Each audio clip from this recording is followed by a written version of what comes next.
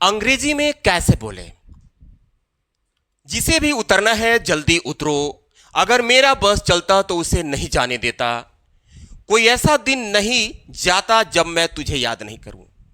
दोस्तों, इस तरह के सेंटेंस अगर आपको बोलना पड़ जाए तो गाइस, अगर इस तरह के सेंटेंसेस अगर आपको बोलना पड़ जाए, भले ही आप अंग्रेजी जानते हैं, लेकिन कभी कभी ऐसे टेढ़े मेढ़े सेंटेंसेस आ जाते हैं जिसे हम कभी कभी अटक जाते हैं। इसलिए अटक जाते हैं कि मुझे उसका स्ट्रक्चर नहीं पता होता है, उसमें आने वाले कुछ वर्ड मीनिंग नहीं पता होता है। तो इसमें जो मैं 3 स्ट्रक्चर कवर किया हूं, अगर ये जानते हो तो दैट इज गुड थिंग, अच्छी बात है। लेकिन अगर नहीं जानते हैं तो आज से आप बोलना भी चालू कर देंगे और जान भी जाएंगे कि इस तरह के स्ट्रक्चर को कैसे इंग्लिश में बोलते हैं, कैसे लिखते हैं। चलो, तो मैं देर ना करते हुए आगे बढ़ता हूं। Whoever has to, जिसका मतलब होता है जिसे भी। ओके, जिसे भी। और यहां डॉट देख रहे हैं, जो जल्दी से पहले एक मेन वर्ब आएगा, यानी जल्दी जो है एडवर्ब है और उसके पहले मेन वर्ब आएगा। हिंदी की बात कर रहा हूं, लेकिन जब इंग्लिश हो जाएगा तो पहले मेन वर्ब, जैसे कि पहले मेन वर्ब, तब जल्दी की मीनिंग क्विकली, और whoever has to आपको बार बार लिखना है। क्यों? जरा समझिए ध्यान से। ये सब में आया है, जिसे भी, जिसे भी, जिसे भी, सब में आया है। ठीक, तो उसी के लिए हमें whoever has to का प्रयोग करना है। और एक ही वर्ब 2 बार रिपीट हो रहा है। उतरना है उतरो, खाना है खाओ, बोलना है बोलो। तो एक वर्ब जो 2 बार रिपीट हो रहा है, हमें 2 बार नहीं लिखना है, एक ही बार लिखना है। ओके, देखते हैं। तो सबसे पहले ये जो सेंटेंस है ये इंपरेटिव का है, कोई व्यक्ति किसी को ऑर्डर दे रहा है, जल्दी उतरो। उतरो की मीनिंग सबसे पहले लिखेंगे गेट डाउन। गेट डाउन मतलब उतरना होता है। गेट डाउन, जल्दी, यानी क्विकली। अब जिसे भी की मीनिंग whoever has to। ठीक है, मैं बोला ना कि उतरना उतरो, एक वर्ब 2 बार रिपीट हो रहा है तो उसको 2 बार नहीं लिखना है, एक ही बार लिखना है, वो भी शुरू में। जिसे भी खाना है जल्दी खाओ, यानी खाओ। ईट, जल्दी, यानी क्विकली। जिसे भी अब तुरंत लिख दो whoever has to। इसी में है भी आ जाएगा, है को लेकर अगर परेशान होंगे तो इसी में है भी आ जाएगा, हैज में। तो it quickly whoever has to। जिसे भी बोलना है जल्दी बोलो, बोलो, यानी स्पीक क्विकली। जिसे भी, इसके लिए लिखो whoever has to। ओके, तो गाइस आई होप कि आपको समझ में आ गया होगा। नेक्स्ट स्ट्रक्चर देखते हैं हम लोग।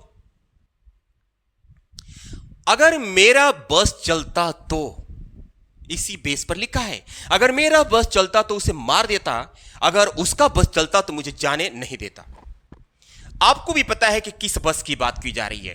रोड पर चलने वाले बस की बात नहीं की जा रही है। यहां बस का मतलब कि कंट्रोल होता, यानी हमारे पास पावर होता, नियंत्रण होता है, इसकी बात की जा रही है।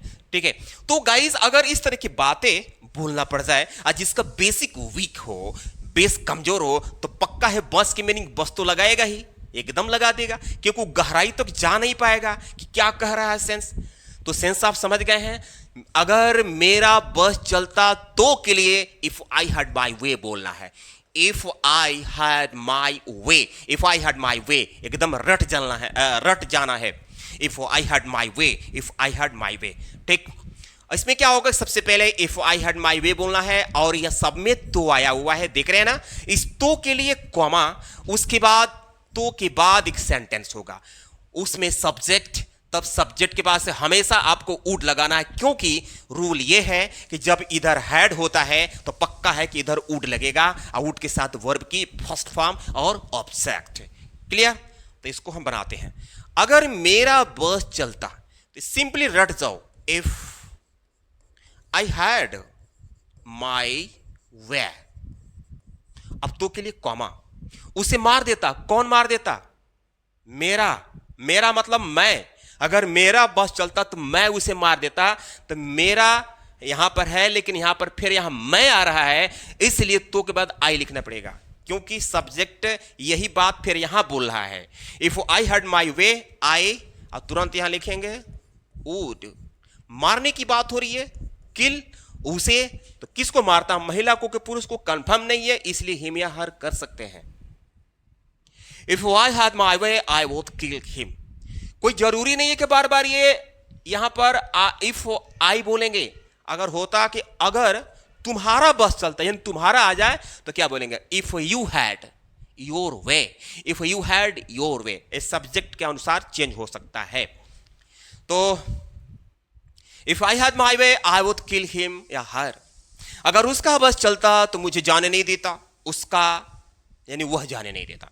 इफ देखिए आ गया ना उसका, if he had his way, यानी जैसे आप सब्जेक्ट लिखेंगे ही तो उसका हिज लिखना पड़ेगा। अगर यहां सब्जेक्ट लिखते आप आई तो लिखना पड़ता माई, अगर सब्जेक्ट लिखते यू तो लिखना पड़ता योर, तब वे लिखना पड़ता।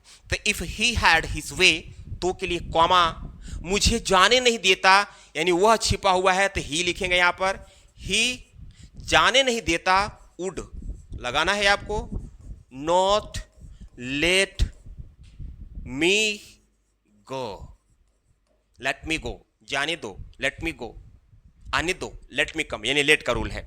तो if he had his way he would not let me गो।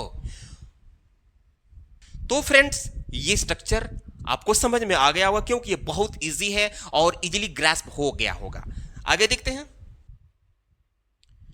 कोई ऐसा दिन नहीं जाता जब मैं तुझे याद ना करूं, कोई ऐसा दिन नहीं जाता जब वह मुझे फोन ना करे, कोई ऐसा दिन नहीं जाता जब हम जलेबी न खाए।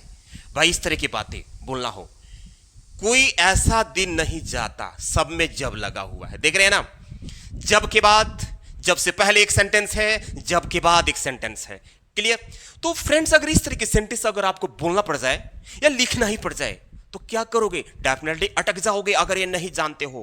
ठीक, लेकिन आज से आप नहीं अटकोगे, बस रट डालो, कोई ऐसा दिन नहीं जाता जब। इसके लिए क्या रटोगे, not a days goes by when, not a day goes by when, not a day goes by when.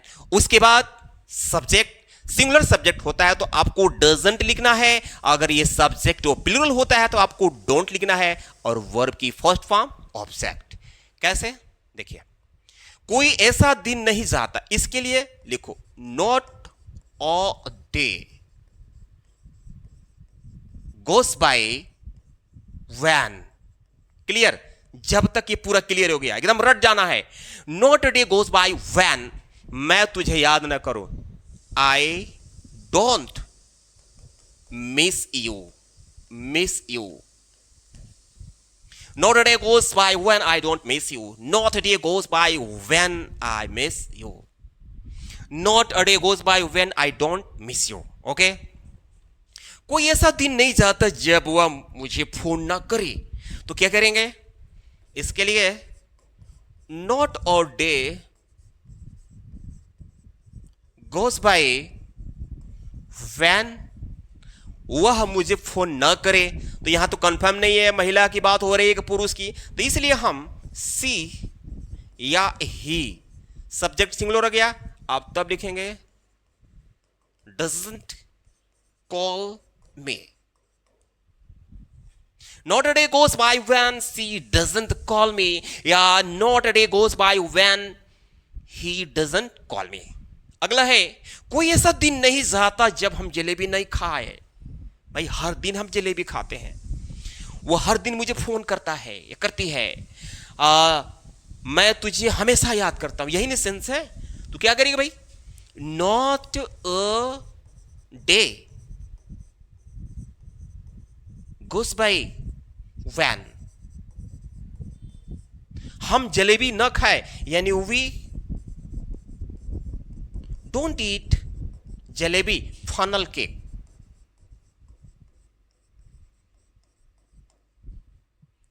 Not a day goes by when we don't eat funnel cake. तो दोस्तों आज के बाद से अगर इस तरह के सेंटेंस बोलना हो तो आई होप कि आप अटकेंगे नहीं, हेजिटेट नहीं होंगे, क्योंकि बहुत शानदार स्ट्रक्चर मैं आपको दिया हूं और हमें तो नहीं लगता है कि किसी प्रकार की इसमें कोई कंफ्यूजन आपको होगा, पूरा क्लियर में समझा ही दिया हूं। तो इसी तरह के और भी इंटरेस्टिंग और मजेदार एडवांस स्ट्रक्चर चाहते हैं तो अभी तक वीडियो को लाइक करके चैनल को सब्सक्राइब नहीं किए हैं तो कर लीजिए, ताकि आपको टाइमली नोटिफिकेशन मिलता रहे। मिलते हैं अगले वीडियो में, तब तक के लिए धन्यवाद।